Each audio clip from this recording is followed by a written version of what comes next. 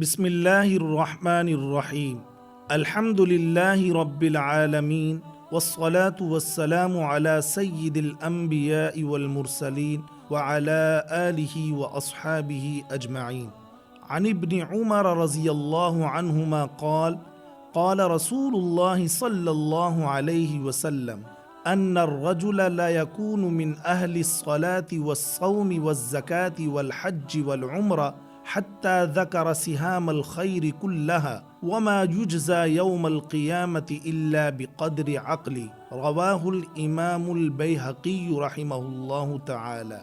حدیث شریف کا ترجمہ۔ حضرت عبداللہ بن عمر رضی اللہ تعالی عنہما سے روایت ہے کہ رسول کریم صلی اللہ علیہ وسلم نے ارشاد فرمایا کہ ایک شخص نماز اور روزے کا پابند، زکوٰۃ ادا کرنے والا اور حج و عمرہ ادا کرنے والا ہوتا ہے، یہاں تک کہ آپ صلی اللہ علیہ وسلم نے تمام نیکیوں کا ذکر فرمایا، مگر قیامت کے روز اسے اس کی عقل کے مطابق ہی صلہ ملے گا۔ سامعین محترم، عقل و شعور اللہ تعالیٰ کی ایک عظیم نعمت ہے جو انسان اور حیوان کے درمیان فرق کرتی ہے۔ اسی کے ذریعے انسان صحیح غلط اور اچھے برے کی تمیز کرتا ہے۔ اسی عقل کی بنیاد پر انسان کو شرعی احکام کا مکلف بنایا گیا ہے، بلکہ یوں کہیے کہ اگر انسان کی بھی عقل زائل ہو جائے تو وہ بھی شرعی احکامات کا مکلف نہیں رہتا، جیسا کہ جنون، غشی، بے ہوشی وغیرہ کی وجہ سے کسی کی عقل زائل ہو جائے تو اس سے نماز وغیرہ کی فرضیت زائل ہو جاتی ہے۔ بہرحال عقل و شعور انسانی تخلیق کا ایک اہم عنصر ہے، اسی لیے اسلام نے اس کی اہمیت کو مختلف انداز میں بیان کیا ہے۔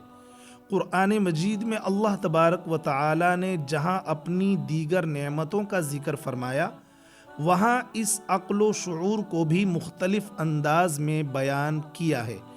مثلا سورہ فجر میں اللہ تبارک و تعالی نے 5 مختلف چیزوں کی قسم اٹھانے کے بعد فرمایا هل فی ذلک قسم لذی حجر، یعنی ان باتوں میں اہل عقل کے لیے ضرور بڑی قسم ہے۔ احادیث میں بھی عقل و شعور کی اہمیت کا ذکر مختلف انداز میں ملتا ہے۔ ایک موقع پر رسول اللہ صلی اللہ علیہ وسلم نے ارشاد فرمایا من یرید اللہ بہ خیرا یفقہہ فی الدین، اللہ تعالی جس شخص کے ساتھ بھلائی کا ارادہ فرماتا ہے اسے دین کا فہم عطا فرماتا ہے۔ اسی طرح رسول کریم صلی اللہ علیہ وسلم نے قبیلہ عبد القیس کے سردار اشج سے فرمایا ان فیک خصلتین یحبہم اللہ الحلم والانات، بے شک تمہارے اندر 2 خصلتیں ایسی ہیں جن کو اللہ تعالی پسند فرماتا ہے، نمبر 1 سمجھداری اور نمبر 2 سوچ سمجھ کر کام کرنا۔ اسی لیے جناب نبی کریم صلی اللہ علیہ وسلم نے ارشاد فرمایا کہ ایک شخص نماز اور روزے کا پابند، زکوٰۃ ادا کرنے والا اور حج و عمرہ ادا کرنے والا ہوتا ہے، یہاں تک کہ آپ صلی اللہ علیہ وسلم نے تمام نیکیوں کا ذکر فرمایا، مگر قیامت کے روز اسے اس کی عقل کے مطابق ہی صلہ ملے گا۔ یعنی اسلام دین فطرت ہے اور اس کے تمام مطالبات فطرت کے تقاضوں کے مطابق ہیں۔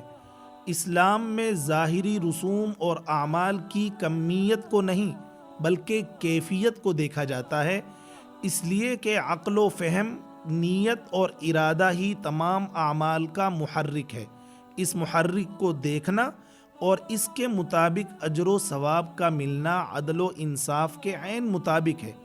حضرت ابو ہریرہ رضی اللہ تعالی عنہ فرماتے ہیں کہ رسول اللہ صلی اللہ علیہ وسلم نے ارشاد فرمایا لوگ قیامت کے دن صرف اپنی نیتوں پر اٹھائے جائیں گے، یعنی اللہ تعالی نے ظاہری نیکی کو قبول نہیں فرمایا، بلکہ وہ نیت، شعوری کوشش، قلب و ذہن کی آمادگی کو مد نظر رکھ کر اجر و ثواب کا مستحق سمجھے گا۔ اسی لیے آپ صلی اللہ علیہ وسلم نے فرمایا کہ اعمال کا دار و مدار نیتوں پر ہے۔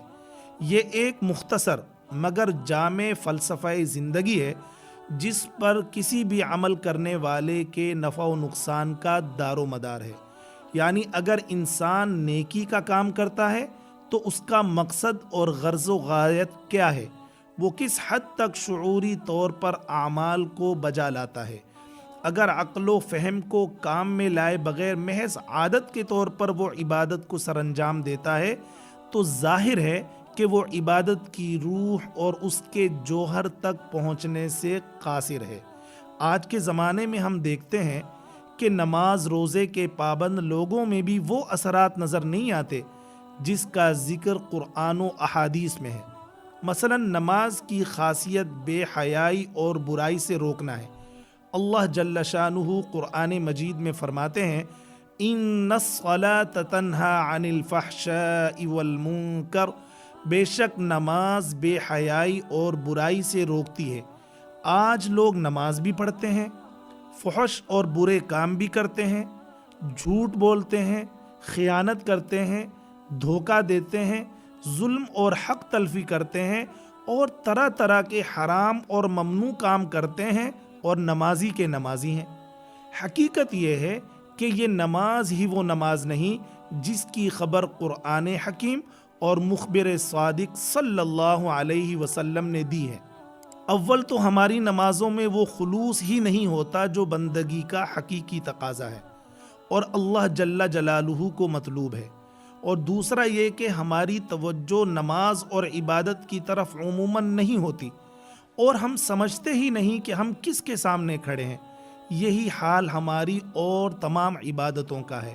ہمیں ان کی عادت پڑ چکی ہوتی ہے، جیسے دوسرے بہت سے کام حسب عادت کر لیتے ہیں۔